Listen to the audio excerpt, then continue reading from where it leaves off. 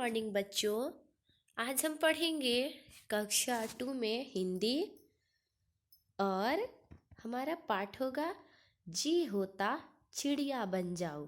बच्चों, यह एक कविता है जो कि पठन हेतु यानी आपको इसी तरह पढ़ने के लिए दिया गया है और इसके कवि हैं सोहनलाल द्विवेदी।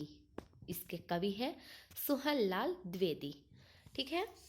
कवि कह रहे हैं कि जी होता है कि मैं चिड़िया बन जाऊं। चलिए कविता को पढ़ते हैं।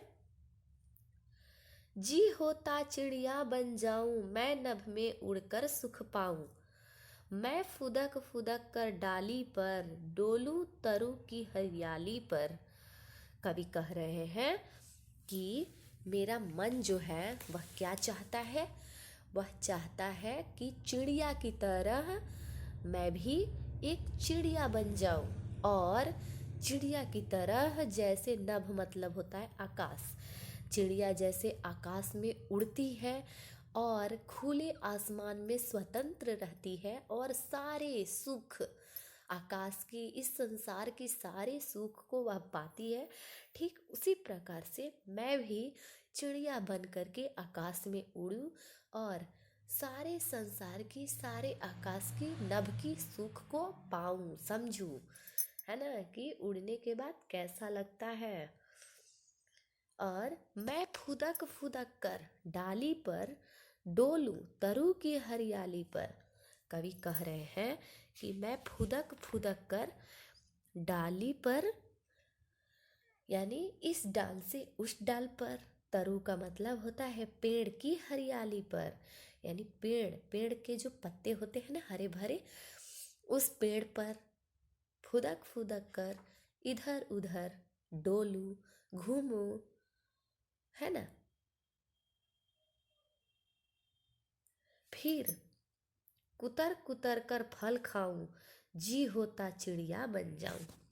कवि कह रहे हैं कि फिर क्या करता है मन फिर करता है कि इस पेड़ से उस पेड़ पर टहलूं घूमूं, इस डाली से उस डाली पर घूमूं और जो पेड़ में फल जो लगे होते हैं उसे मैं क्या करूं, कुतर कुतर करके खाऊं और जी होता है कि मैं चिड़िया बन जाऊं।